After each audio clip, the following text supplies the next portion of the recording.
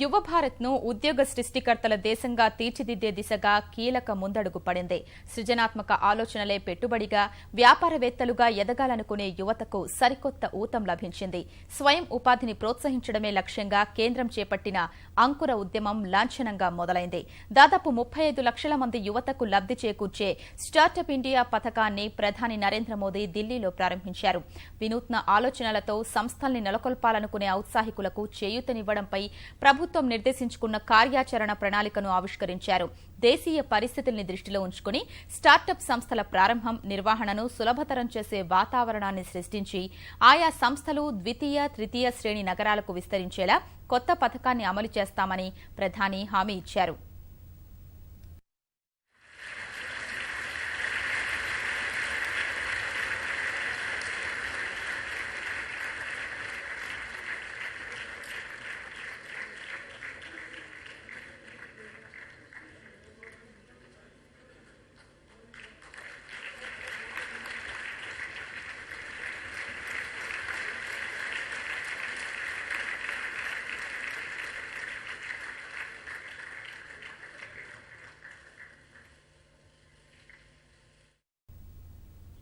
స్టార్టప్లకు కేంద్రం అన్ని విధాలుగా అండగా ఉంటుందని హామీ ఇచ్చిన ప్రధాని అందుకు కార్యరూపం కల్పిస్తూ కీలక నిర్ణయాలు ప్రకటించారు.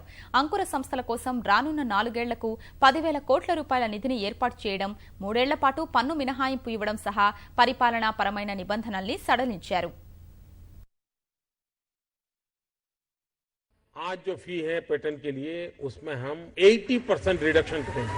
स्टार्टअप की वित्तीय आवश्यकताओं को पूरा करने के लिए अगले 4 वर्षों में 2,500 करोड़ रुपए की प्रतिवर्ष आवंटन के साथ 10,000 करोड़ रुपए का डेडिकेटेड फंड बनाया जाएगा।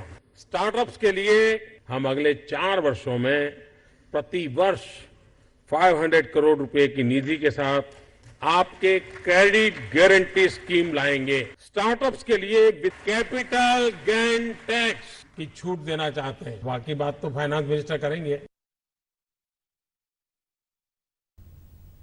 ఉద్యోగార్థులన్న భావనను పక్కనబెట్టి ఉద్యోగ సృష్టికర్తలుగా ఎదిగేందుకు యువత మనస్తత్వంలో మార్పులు రావాల్సిన అవసరం ఉందని ప్రధాని నరేంద్ర మోదీ అభిప్రాయపడ్డారు. దేశ భవిష్యత్తు యువతలోని సృజనాత్మకతపైనే ఆధారపడి ఉందన్న మోదీ ప్రతి ఒక్కరికి నాణ్యమైన విద్య అందించడంపై దృష్టి సారించాల్సిన అవసరం ఉందన్నారు.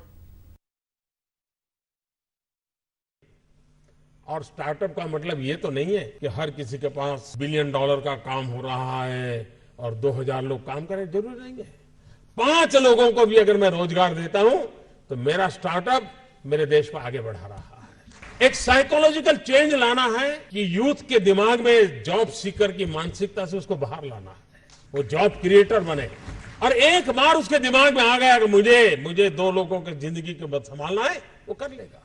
हमारे देश में एजुकेशन इंफ्रास्ट्रक्चर पर बल दिया जाता है, टीचर के अपॉइंटमेंट पर बल दिया जाता है, वो काम हो भी रहा है, लेकिन समय की मांग है क्वालिटी एजुकेशन की। और देश तब बदलेगा कि हम समाज के आखिरी इंसान को इस सुविधाओं से लाभान्वित करके उसकी जिंदगी बदलने का अवसर दे। हमें उसको फीड करने की जरूरत नहीं पड़ेगी। अगर उसको क्वालिटी एजुकेशन मिलता है तो वहां भी ऐसे स्पार्क वाले बच्चे होंगे जो उठ करके खड़े हो जाएंगे और दुनिया बदल देंगे।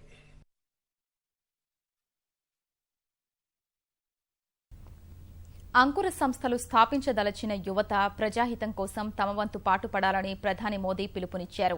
సమాజంలోని వేర్వేరు సమస్యలకు పరిష్కారం చూపడమే ప్రధాన లక్ష్యంగా స్టార్టప్ సంస్థలు ప్రారంభించాలని సూచించారు.